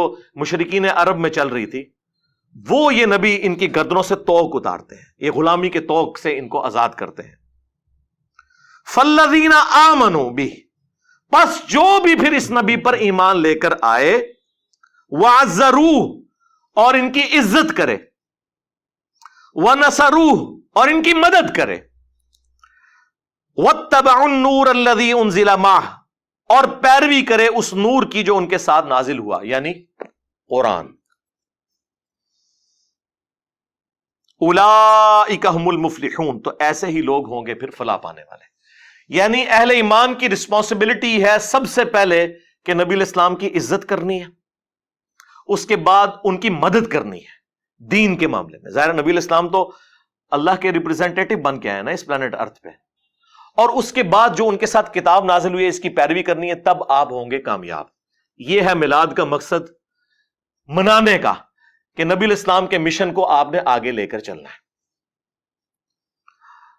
اب یہ جو مروجہ سارا سلسلہ ہے یہ 7ویں صدی ہجری کے اندر شروع ہوا. اس سے پہلے دنیا میں اس طریقے سے میلاد نہیں منایا جاتا تھا. 604 ہجری میں ایک ایوبی بادشاہ تھا، صلاح الدین ایوبی کی نسل کے اندر. وہ آپ کو پتا ہے ایوبی سلطنت بھی قائم ہوئی، پھر اس کے بعد سلطنت عثمانیہ تو اسے بھی سپرسیڈ کر دی. اب یہ آپ کو ارطغرل ڈرامے کی وجہ سے کافی ساری چیزیں پتہ چل چکی ہیں. تو 604 ہجری کے اندر الملک المظفر ایک بادشاہ تھا. اس نے یعنی میلاد کے موقع پر علماء کو بلایا اور ایک پروگرام کروایا، اور وہاں پہ کچھ علماء کی اس نے خدمت بھی کی. ایک نے بیچ میں خوش ہو کے کتاب بھی لکھ دی میلاد شریف کی برکات کے اوپر، اور پھر ایک سلسلہ سٹارٹ ہو گیا. یعنی آج سے آلموسٹ آپ سمجھ لیں 800 سال پہلے، یعنی پہلے 600 سال میں یہ مروجہ طریقہ نہیں تھا. اور یہ وہ باتیں ہیں خود اعلیٰ حضرت بریلوی نے بھی لکھی ہوئی ہیں فتاوی رضویہ کے اندر. جو کام آج سے 800 سال پہلے اور رسول اللہ کی وفات کے 600 سال بعد شروع ہو، اس کام کو اس طریقے سے نہ کرنے والا گستاخ رسول کیسے ہو سکتا ہے؟ اور اس پر آپ یہ کیسے شعر پڑھ سکتے ہیں کہ سوائے ابلیس کے جہاں میں سبھی تو خوشیاں منا رہے ہیں؟ ویسے تو کہتے ہیں ہم اسے مستحب سمجھتے ہیں، لیکن اس کے ساتھ ایمان جوڑ دیا ہوا ہے. جو چیز شروع 600 سال بعد ہوئی، اور پھر 1588 عیسوی کے اندر، آج سے آلموسٹ آپ سمجھ لیں 450 سال پہلے، جب سلطنت عثمانیہ اپنے عروج پہ تھی، انہوں نے پریکٹیکلی تینوں براعظموں میں پھیلی ہوئی سلطنت عثمانیہ اس میں 12 ربیع الاول کی چھٹی اناؤنس کر دی، جو آج تک پاکستان میں بھی چل رہی ہے. یہ اصل میں جو اس پورے معاملے کو گود لیا ہے وہ سلطنت عثمانیہ نے لیا ہے، اور وہ پوری دنیا کے اندر پھیلا. سعودی حکومت کے آنے سے پہلے مکہ مدینہ میں بھی میلاد کے جلوس نکلتے تھے. خود شاہ ولی اللہ دہلوی نے اپنے جو وہ زمانے کا ذکر کیا کہ جب میں حرمین گیا تو میں نے وہ میلاد کے جلوس دیکھے. یہ سارا کچھ ہوتا تھا 1925 سے پہلے. اس لیے آپ دیکھیں جب المحند علی المفند لکھی گئی ہے، اس میں ایک اعتراض حسام الارمین میں یہ بھی ہوا تھا کہ یہ میلاد کے لیے قیام کرنے کو بدعت کہتے ہیں. تو اس کے جواب میں پھر علماء دیوبند نے کلیریفیکیشن دی کہ ہم میلاد کو بالکل ٹھیک سمجھتے ہیں، بلکہ انہوں نے کہا میلاد تو بہت بڑی چیز ہے، ہم تو نبی علیہ السلام کے گدے اور اس گدے کے پیشاب کے ذکر کو بھی اپنے لیے سادہ سمجھتے ہیں، ہم کیوں میلاد کے خلاف ہوں گے؟ ہم صرف کہتے ہیں کہ میلاد کے موقع پر آپ قیام نہ کریں، باقی پوری مجلس کریں. خیر وہ آپ یہ بھی کرنا چھوڑ گئے ہیں. اور اس وقت انہوں نے جواب ان کو یہ دیا تھا، اور فیصلہ ہفت مسئلہ جو امداد اللہ مہاجر مکی نے وہ 7 مسائل جو لکھے، اس میں میلاد والا بھی ہے، وہ تو خود منایا کرتے تھے. بعد میں خیر چونکہ تھوڑا ہارڈ لائنر ہو گئے دیوبندی اہل حدیث کے ساتھ رہ کے، اور پھر یہ انہوں نے رائے جدا کر لی، ورنہ پرانے بزرگ یہ سارے کام کرتے رہے. کیونکہ ظاہر سلطنت عثمانیہ ہی کی تو اولاد ہیں یہ سارے حنفی، چاہے بریلوی ہو یا دیوبندی ہو، تو ظاہر حکومتی لیول پہ انہی کے بزرگ تھے. اس وقت سعودی حکومت سے پہلے حرمین بھی سلطنت عثمانیہ کے انڈر تھا، تو وہاں پہ یہ سارے کام ہوتے تھے. اسے کوئی برا نہیں سمجھتا تھا، بلکہ ثواب کا. بلکہ آج بھی مدینہ شریف میں، مکہ شریف میں کتنے عربی ہیں جو لائٹنگ بھی کرواتے ہیں اور بڑے لیول پہ محفل میلاد کرواتے ہیں. وہ چونکہ وہاں کے شہری ہیں، ان کو اس طرح سعودی حکومت کوئی ہاتھ ڈال نہیں سکتی، تو وہ سارے پروگرام اس طریقے سے بھی چل رہے ہیں. لیکن میں آپ کو بتا رہا ہوں یہ 7ویں صدی ہجری میں شروع ہوا، اس کے بعد پھر سلطنت عثمانیہ نے اسے گود لیا، اور آج یہ حال ہے کہ جو اس مروجہ طریقے کو نہ لے کے چلے اسے کہتے ہیں یہ گستاخ ہے. ہم کہتے ہیں اگر یہ گستاخی کا فتویٰ ہے تو پھر خلفائے راشدین پہ بھی لگاؤ. اس طریقے سے اگر میلاد منانا ہے، اور ہمیں بتاؤ کہ مولا علی علیہ السلام جب 5 سال تک کوفے میں رہے، جو تینوں خلفاء کے ساتھ رہے، کوئی حدیث چھپی ہوئی تھی تو ان کو تو پتہ چل گئی ہوگی. تو کوفے کی جامع مسجد میں ہر سال جو محفل میلاد ہوتی تھی، اس میں نعت کون پڑھتا تھا، اس میں تلاوت کون کرتا تھا، اور جلوس کی قیادت کون کرتا تھا، اور عمار بن یاسر کی کس سبیل کے اوپر ڈیوٹی ہوتی تھی، اور حضرت حسن و حسین جو ہیں وہ کون سا لنگر اس وقت تقسیم کرتے تھے. جب ہم یہ باتیں کرتے ہیں تو کہتے ہیں ایک نہیں گلا کر رہے ہیں. ظاہر ہے بھی جب آپ دلائل لے کے چل رہے ہیں تو پھر ہم آپ سے کہیں گے کہ پھر معاملہ وہاں سے سٹارٹ کریں جہاں سے شروع ہوا. اگر وہاں نہیں ہوا تو آپ ہم پہ گستاخی کے فتوے لگا رہے ہیں. اور یہ 7ویں صدی ہجری مسلمانوں پہ افتاد بن کے ٹوٹی. سنیوں نے تو مسلمانوں پہ یہ ظلم کیا کہ مروجہ طریقہ یہ شروع کیا. شیعہ نے یہ ظلم کیا کہ ایک فاطمی بادشاہ تھا شیعہ کا، سلطان قلاوون. اس نے ایک منت مانی تھی کہ میرا اگر یہ کام ہو گیا تو میں قبر رسول پہ جا کے گنبد رکھ دوں گا. 678 ہجری میں میلاد شروع ہوا، 604 ہجری میں سنیوں کے زیر قیادت، اور 678 ہجری میں، یعنی یہ 7ویں صدی ہجری بنتی ہے، 6 پوری ہو کے تو 7ویں میں اس نے لکڑی کا ایک گنبد بنوایا اور اسے لا کے قبر رسول کے اوپر رکھ دیا. اس وقت اس کا کلر سفید تھا، گرین کلر تو بہت بعد میں سلطنت عثمانیہ نے اس کو کیا، پہلے سفید گنبد تھا. اور جس نے اسے یہ مشورہ دیا وہ بعد میں معزول ہو گیا، اور لوگ یہ کہتے تھے کہ اس کو سزا ملی ہے اس عمل کی. لیکن بعد میں آج یہ حالت ہے کہ سعودی حکومت کی بھی جرت نہیں ہے گنبد خضرا کو ہٹا دے. حالانکہ جب انہوں نے اس وقت مزارات ختم کیے تھے، یہ کہتے ہیں مزارات شہید کیے تھے. بھئی شہید وہ چیز ہوتی ہے جو اپنی اصل میں قرآن و سنت سے ثابت ہو. جب مسلم شریف میں حدیث ہے، میں تمہیں منع کرتا ہوں قبروں پر عمارت بنانے سے، قبروں کو پکا کرنے سے، قبروں پر بیٹھنے سے، چاہے مجاور بن کے بیٹھنا ہو یا فزیکلی بیٹھنا ہو. اس کے ہوتے ہوئے کس کی جرت تھی کہ وہ قبر رسول کے اوپر کوئی اس طرح کی عمارت کھڑی کرتا؟ رہ گیا حجر عائشہ میں نبی الاسلام کا دفن ہونا، تو وہ آپ علیہ السلام کی خصوصیت تھی.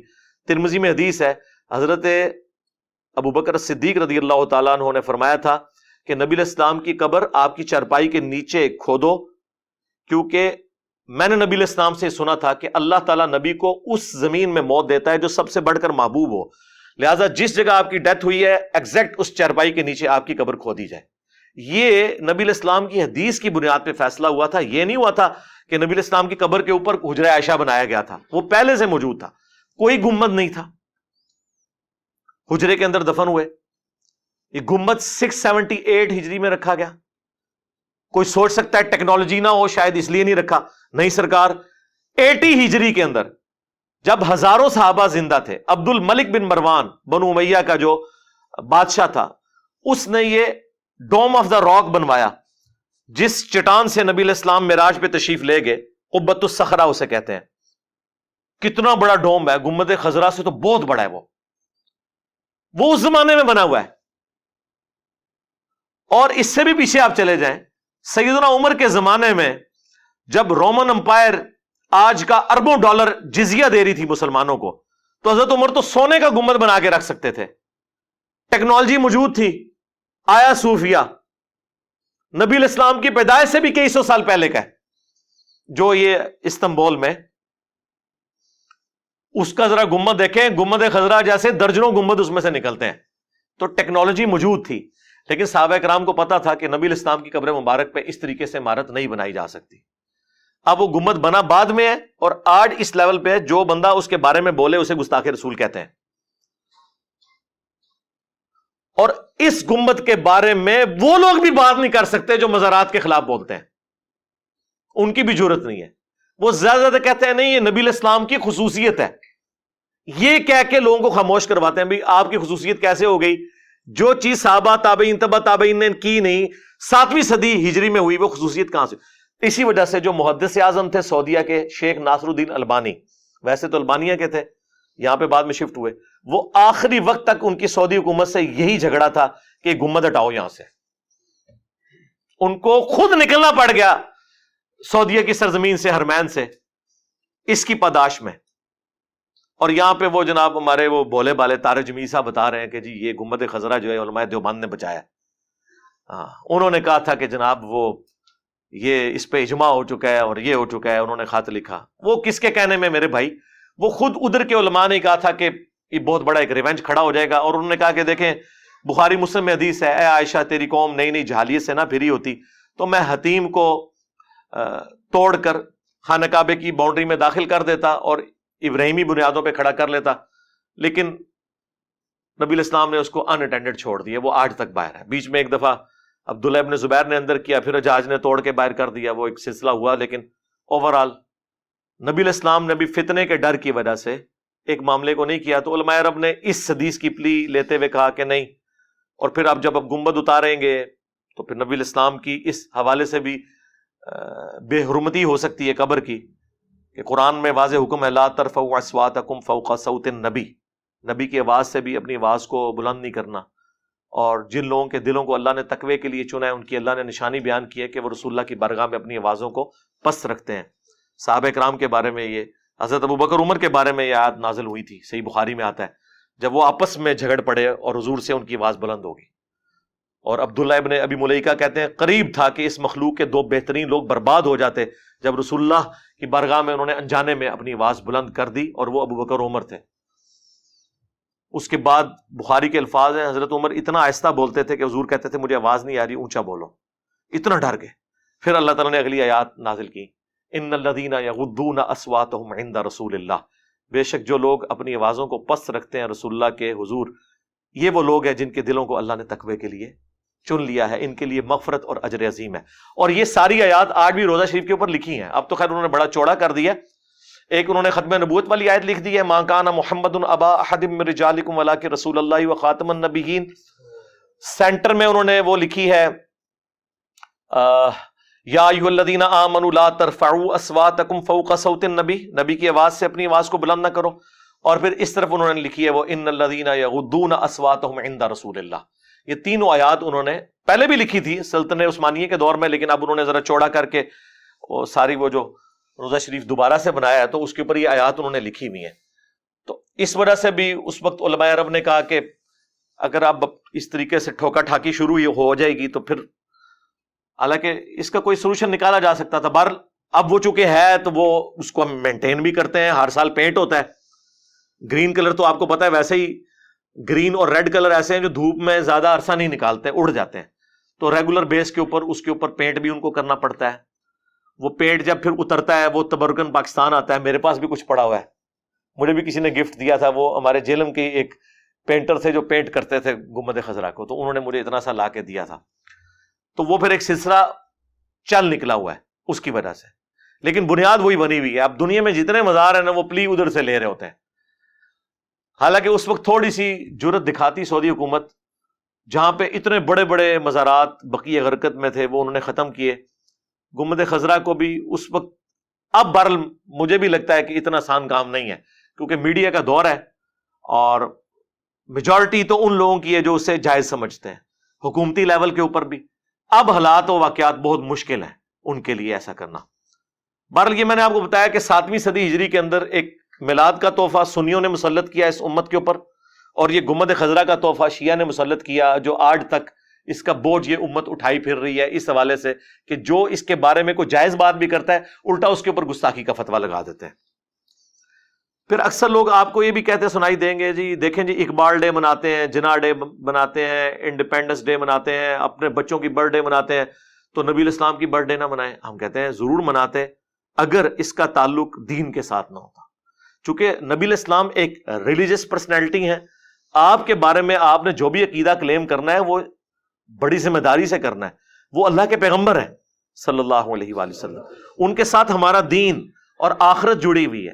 آپ کے ساتھ کوئی بھی ایسی چیز منسوب کرنی ہوگی تو نبی الاسلام کی اجازت کے بغیر، آپ کی تعلیمات کی روشنی کے بغیر یہ پاسبل نہیں. اور وہ تعلیمات وہی ہیں فیہ ولدت وفیہ انزل علیہ.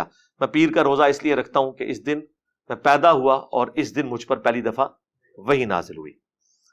اچھا بعض لوگ پھر وہ پلی لیتے ہیں، دیکھیں جی جدید دور ہے، اس میں یہ طریقے اڈاپٹ کیے جاتے ہیں. ہم دیکھیں گستاخانہ فلمیں اور کارٹون پہ پلے کارڈ اٹھاتے ہیں، تو یہ بھی طریقہ آپ نے اڈاپٹ کیا ہوا ہے. مسجد میں قالین، اے سی، پنکھے، لائٹنگ، تو ہم میلاد کی لائٹنگ نہیں کر سکتے. اللہ کے بندو یہ وہ ساری چیزیں ہیں جو دین کی اصل کو سپورٹ کرنے والی ہیں، اور اس کی اصل صحیح مسلم میں موجود ہے.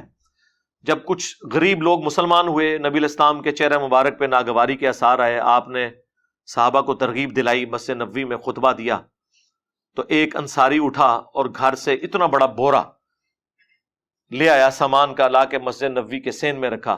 اس کو دیکھ کے لوگ اتنے امپریس ہوئے کہ اس نے اتنی ہمت دکھائی ہے، حالانکہ اتنا امیر آدمی نہیں تھا وہ.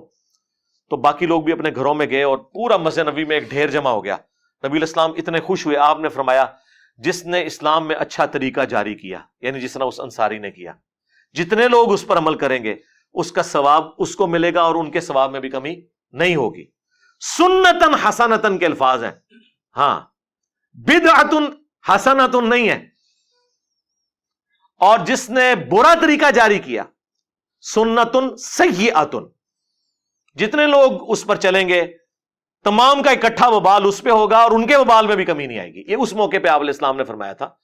تو دین اصلی جگہ موجود ہو اس کے لیے آپ کچھ کرتے ہیں. مثلا منڈے کا آپ کسی کا روزہ رکھوا دیتے ہیں, کھلوا دیتے ہیں, ٹھیک ہے, کوئی مسئلہ نہیں ہے. ہم ہوائی جہاز میں حج کے لیے جاتے ہیں لیکن حج کے ارکین تو وہی ہیں, وہی ارکان ہیں جو ہم ادا کرتے ہیں. اسی طریقے سے بخاری اور مسلم کتابی شکل میں لانا یہ خلفائے راشدین نے تو نہیں کیا, ایک اسلام میں اچھا طریقہ ہے جو انہوں نے جاری کیا, لیکن احادیث اصلی وہی ہیں, اپنی جگہ پہ ہیں. قرآن کو پرنٹ کرنا پرنٹنگ پریس کے اوپر دین اصلی جگہ ہے. الیکٹرانک کاؤنٹر یوز کرنا تسبیحات کے لیے, پڑھ رہے اس پہ سبحان اللہ الحمدللہ, یا غوث تو نہیں پڑھنا نا, ہاں. اسی طریقے سے کیمرے میں ویڈیو کو ریکارڈ کرنا یا مسجد میں ایئر کنڈیشن لگانا, یہ ساری کی ساری چیزیں دین کو سپورٹیو ہیں.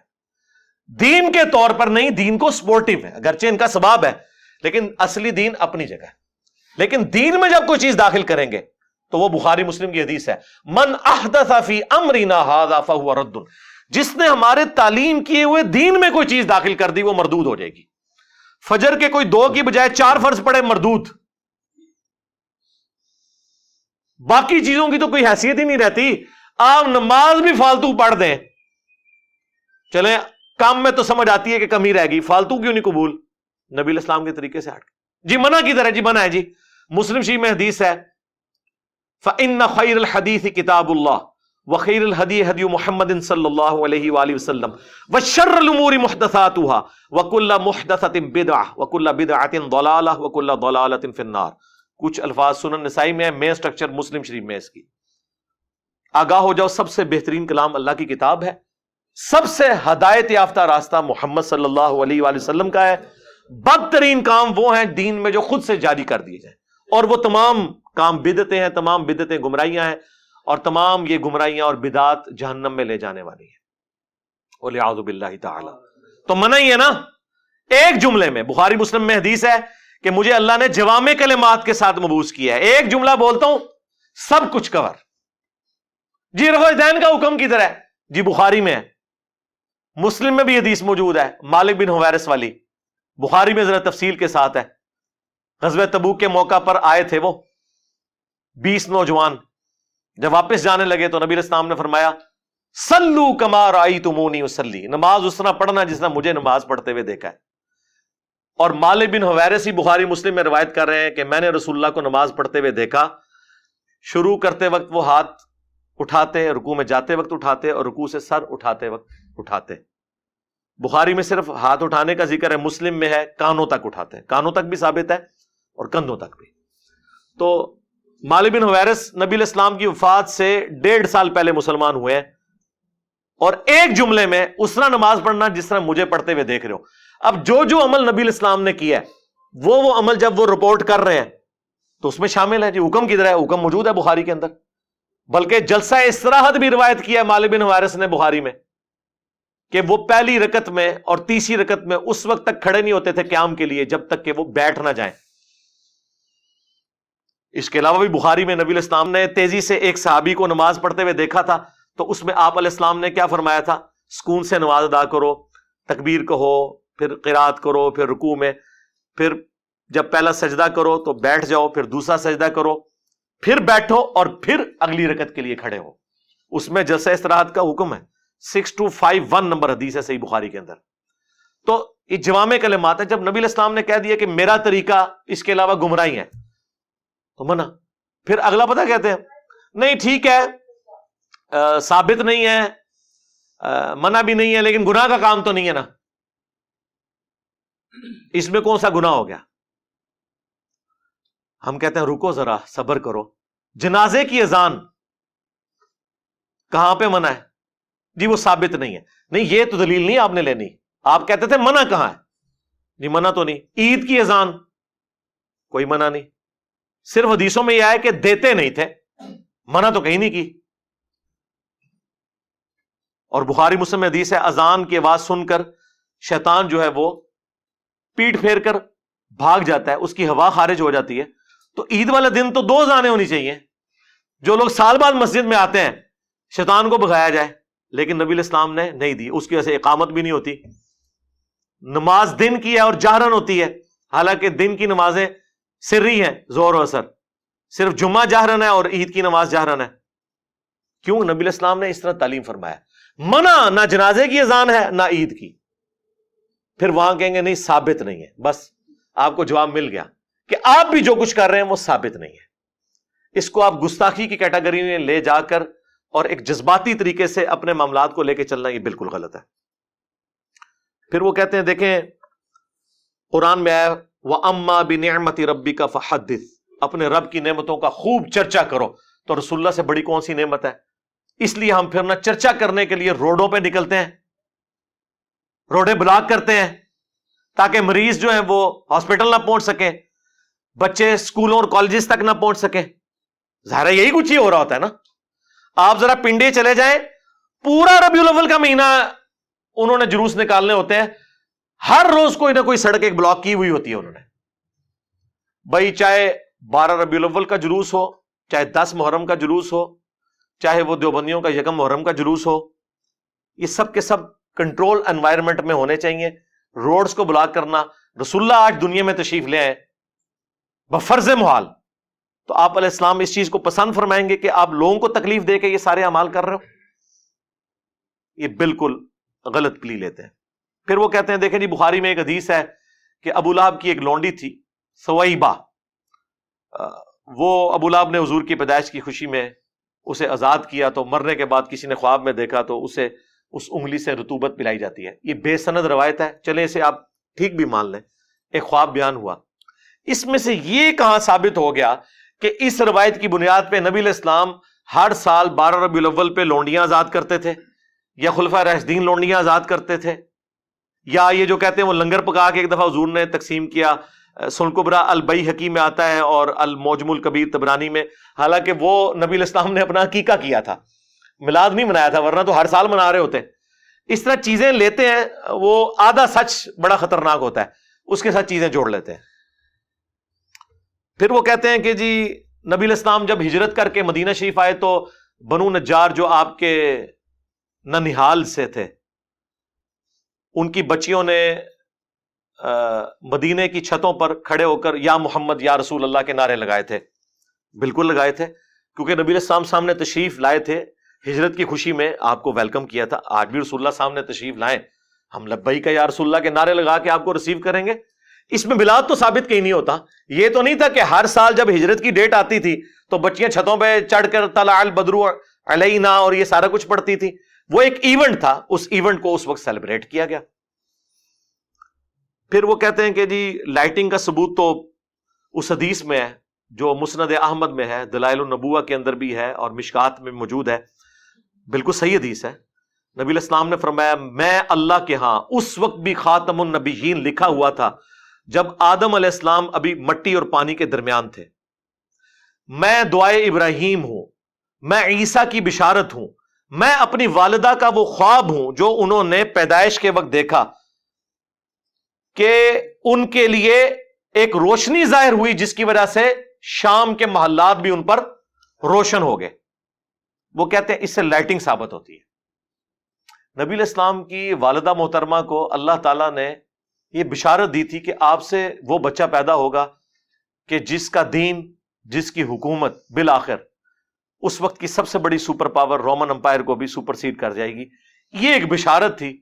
اس سے نبی علیہ السلام کے گھر والوں نے، اہل البیت نے یا خلفائے راشدین نے کبھی رزلٹ نہیں نکالا کہ وہ 12 ربیع الاول کے اوپر لائٹنگ کروانا شروع کر دیں.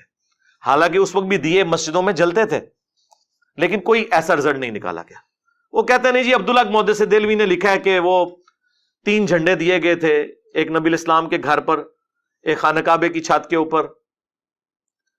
عبدالحق محدث دہلوی یہ انڈیا پاکستان بنگلہ دیش میں وہ تحفہ ہے کہ جتنی آپ کو یہ بڑی بڑی خرابیاں نظر آ رہی ہیں نا، یہ اس بندے کی وجہ سے ہیں. 1052 ہجری میں فوت ہوئے.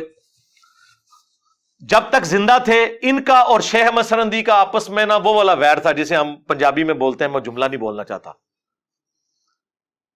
وہ انہیں گمراہ سمجھتے تھے وحدت الوجود اور وحدت الشہود کے اختلاف میں۔ وہ شیخ احمد سرہندی جسے یہ مجدد الفسانی کہتے ہیں، بریلوی بھی، دیوبندی بھی، اہل حدیث بھی، وہ تو ہم نے آگے بتایا کہ اس نے کیا کیا کام ڈالا ہے۔ شیخ احمد سرہندی 1034 ہجری میں فوت ہوئے، 1034 میں، اور یہ فوت ہوئے 1052 میں، ایک ہی زمانے میں، اور ایک دوسرے کے انتظار ہے، وہ اپنی اپنی امپائر چل رہی، وہ نقشبندیہ سلسلہ سے تھے، یہ قادری سلسلے سے تھے، بہرحال خیر یہ معاملات چلتے رہے۔ یہ اس نے اس طرح کی ساری اوٹ پٹانگ باتیں جمع کی ہیں، اور وہی پھر دیوبند اور بریلویوں کے اندر آئیں، اور وہ آگے معاملات چل پڑے۔ یہ کوئی نہ آیت ہے نہ حدیث ہے۔ ڈاکٹر طارق قادری صاحب نے کوشش کی، وہ کہتے ہیں جی صحیح مسلم میں ایک حدیث ہے، حضرت معاویہ رضی اللہ تعالیٰ عنہ نے میلاد منایا تھا، آپ وہ حدیث پڑھیں اور اس کے بعد ان کی عقل کا ماتم کریں کہ اس حدیث کے اندر میلاد کا کہاں پہ ذکر ہے۔ وہ حدیث صحیح مسلم میں بھی ہے، مشکات میں بھی، کہ حضرت معاویہ رضی اللہ تعالیٰ عنہ ایک دفعہ مسجد میں تشریف لائے اور انہوں نے دیکھا کہ کچھ اصحاب بیٹھے ہوئے ہیں، صحابہ اور تابعین، اور وہ آپس میں بیٹھ کے اللہ کا شکر ادا کر رہے ہیں کہ اللہ تعالیٰ نے ہمیں اسلام کی دولت سے سرفراز کیا، نبی الاسلام دنیا میں تشریف نہ لاتے تو ہم گمراہی کی زندگی مر جاتے۔ تو معاویہ نے آ کے ان سے پوچھا تم لوگ کیا باتیں کر رہے تھے؟ انہوں نے کہا ہم تو اللہ کا شکر ادا کر رہے تھے۔ تو انہوں نے کہا اللہ کی قسم اٹھاؤ کہ تم یہی کام کر رہے تھے۔ سب نے کہا کہ ہم قسم کھاتے ہیں کہ ہم اسی لیے یہاں بیٹھے ہوئے یہ باتیں کر رہے تھے۔ تو حضرت معاویہ نے کہا رضی اللہ تعالیٰ عنہ کہ یہ میں نے بدگمانی کی وجہ سے قسم نہیں اٹھوائی تم سے، بلکہ اس لیے قسم اٹھوائی ہے کہ ایک دفعہ ہم بھی رسول اللہ کی مسجد میں اسی طرح بیٹھے تھے اور حضور ہمارے پاس تشریف لائے، اور آپ نے بھی ہم سے آ کے اسی طریقے سے پوچھا اور پھر قسم اٹھوائی، اور پھر بتایا کہ میرے پاس جبرائیل علیہ السلام آئے تھے اور انہوں نے اللہ کی طرف سے مجھے بشارت دی ہے کہ اللہ تعالیٰ آپ کے ان ساتھیوں کی وجہ سے فرشتوں میں فخر فرما رہا ہے، کیونکہ فرشتوں نے کہا تھا نا یہ زمین میں دنگا و فساد کریں گے، لیکن وہ لوگ بھی ہیں جنہوں نے نبیوں کی دعوت کے اوپر لبیک کہا۔ اس حدیث میں میلاد کا ذکر کہیں نہیں۔ ہاں یہ ضرور ہے کہ نبی علیہ السلام وہ تو سرکار پھر روزانہ ہم رسول اللہ کا احسان جو ہمارے اوپر ہے اس کو تو ہم یاد کرتے ہیں، لیکن کوئی محفل میلاد نہیں تھی، وہ تو جب بھی ہم بیٹھتے ہیں، جب بھی اللہ رسول کی باتیں شروع ہوتی ہیں تو یہی کچھ ہوتا ہے۔ تو یہ حدیث میں نے آج سے کئی سال پہلے حضرت معاویہ کے فضائل میں بھی بیان کی تھی کہ اس سے ان کی صحابیت ثابت ہوتی ہے۔ پھر ان کے پاس ایک اور بڑا حربہ جس سے وہ دیوبند اور اہل حدیث کو قابو کرتے ہیں، وہ کہتے ہیں تمہارے ابے نے لکھا ہے، ابن تیمیہ نے اقتداء الصراط المستقیم میں، کہ میلاد منانا اگرچہ بدعت ہے لیکن اس کے پیچھے چونکہ نیت اچھی ہے لہذا ثواب ملے گا۔ میں جب نیا نیا اہل حدیث کی طرف گیا نا تو بس یہ چند ایک باتیں تھی جن کی وجہ سے مجھے سمجھ آ گئی کہ آپ فرقہ اڈاپٹ کریں گے تو آپ کی چمڑی اترے گی۔ تو مجھے آج بھی یاد ہے، میں وہ اہل حدیث کی مسجد میں بیٹھا ہوا، یہ 2008 کی بات کر رہا ہوں، آج سے 14 سال پہلے۔ اس وقت ہمارا یہ عربی والا فتنہ بس جیلم شہر تک ہی تھا۔ میرے پاس کچھ بریلوی آ گئے اور انہوں نے کہا کہ جی یہ دیکھیں آپ کے ابن تیمیہ لکھے۔ میں نے کہا میرا کون سا ابن تیمیہ بھائی، ہمارا تو امام وہ ہے جس کی قبر مدینے میں ہے صلی اللہ علیہ وسلم۔ اچھا وہ ایکسپیکٹ کر رہے تھے کہ یہ باطل تعویلات کرے گا اور اس طرح کرے گا۔ میں نے کہا یار غلط لکھا ہے اس نے۔ بدعت اگر کسی چیز کو آپ کہہ دیں اس کے بعد آپ اس کی حسن نیت پہ ثواب کی بشارت نہیں کہہ سکتے، کیونکہ نبی علیہ السلام نے فرمایا کل بدعۃ ضلالہ وکل ضلالۃ فی النار۔ تو یہ ان کا ذاتی فتویٰ ہے، ہم اسے بالکل نہیں ایکسپٹ کرتے۔ اب دارالاسلام نے جب وہ کتاب چھاپی ہے نا تو اس کے فٹ نوٹ پہ یہ تو ان کی جرت نہیں ہوئی کہ وہ ابن تیمیہ کو غلط کہیں، نیچے انہوں نے لکھ دیا البتہ اگر کسی کو پتہ چل جائے کہ یہ بدعت ہے تو پھر نہیں کرنی چاہیے۔ اس کی بجائے لکھنا چاہیے تھا کہ بھائی ابو داؤد، ترمذی اور اس سے بھی بڑھ کر مسلم میں حدیث ہے کل بدعۃ ضلالہ وکل ضلالۃ فی النار۔ تو ہمارے جو بزرگان دین نے جو کچھ لکھا ہے یہ احادیث کی روشنی میں بالکل غلط لکھا ہے، ہم اس فتوے کو آن نہیں کرتے۔ لیکن یہ فٹ نوٹ نہیں لگایا انہوں نے، انہوں نے لکھا کہ جب پتہ چل جائے تو پھر اس کو وہ میرے بھائی دنیا میں جتنی بھی بدعتیں ہیں نا وہ ثواب کی نیت سے ہو رہی ہے۔ یہ محرم کے جلوس جو نکل رہے ہیں اس میں جھولے، پنجے، گھوڑوں کے نیچے سے گزرنا، یہ وہ اپنے لیے آخرت کی سعادت سمجھ رہے ہیں، تو ثواب تو پھر ان کو بھی ملے گا اگر یہی فتویٰ ہو۔ جب یہ ساری باتوں کے آپ علمی جواب دے دینا تو پھر ایک جذباتی اعتراض ہے جس کا جواب صرف یہاں سے آپ کو ملے گا. وہ کہتے ہیں جی چھوڑ دیں ساری باتیں, 12 ربیع الاول کا دن ہے, 2 گھر ہیں, ایک گھر میں جھنڈیاں لگی ہیں اور نعتوں کی آواز آ رہی ہے, اور دوسرے گھر میں ٹی وی لگا ہوا ہے, لوگ اپنے اپنے کاموں میں ہیں, بتائیں عاشق رسول کون ہے؟ تو سارے کام آدمی تو کہے گا کہ وہی عاشق رسول ہے جو 12 ربیع الاول والے دن جھنڈیاں لگائے ہوئے ہیں. اور دوسرا جو ہے اس کو تو خوشی نہیں ہے, وہ کہتے ہیں پھر ہم صحیح تو کہتے ہیں سوائے ابلیس کے جہاں میں سبھی تو خوشیاں منا رہے ہیں. ہم کہتے ہیں رکو ذرا, صبر کرو. 12 ربیع الاول سے بھی 2 مہینے پہلے 10 محرم کا ایک دن آیا تھا. ایک گھر سے مجلس میں آہو بکا کی آوازیں آ رہی تھیں اور لوگ اہل البیت پہ کیے ہوئے ظلم کو یاد کر کے رو رہے تھے, اور دوسرے گھر میں کچھ بھی نہیں ہو رہا تھا. اس وقت یہ جو دوسرے والا گھر ہے نا, یہ تمہارا بریلویوں کا گھر تھا اور وہ شیعہ کا گھر تھا. اب بتاؤ اہل بیت کے عاشق شیعہ ہوئے یا بریلوی ہوئے؟ کہتے ہیں نہیں نہیں, اس کا یہ مطلب تو نہیں کہ ہم ان سے کوئی بغض رکھتے ہیں, یہ ثابت نہیں ہے. تو سرکار او بھی ثابت نہیں ہے. آیا انہوں داڑھ تھلے, ہاں یہ داڑھ اسے کہتے ہیں. کئی لوگ مجھے داڑھ کیوں ہوتی, یہ جناب جو آخر میں جو داڑھ ہے نا, ہاں یہ داڑھ کا لفظ نبی الاسلام نے بھی یوز کیا ہے. ابو داؤد, ترمذی, ابن ماجہ میں میرے بعد تم بہت اختلاف دیکھو گے, اس وقت علیکم بسنتی و سنت الخلفاء الراشدین المہدیین, تم میری سنت اور میرے خلفاء راشدین کی سنت کو لازم پکڑ لینا اور اپنی داڑھوں سے اسے پکڑ لینا.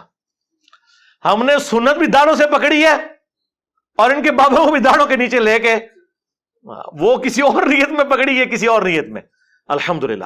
تو یہ آخر ان کے پاس حل یہی رہ جاتا ہے کہ آپ کو ایکسپلائٹ کرتے ہیں.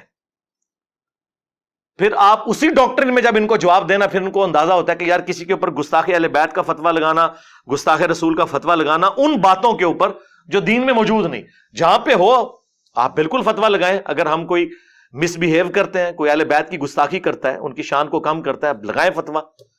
کوئی نبی علیہ السلام کی گستاخی کرتا ہے, آپ ضرور فتویٰ لگائیں. لیکن وہ کام جن کاموں کو شروعی بعد میں کیا حکومتی لیول پہ آپ کے بادشاہوں نے, ان کی بنیاد پہ آپ لوگوں کے اوپر فتوے لگائیں, تو اپنی اداؤں پر غور کریں.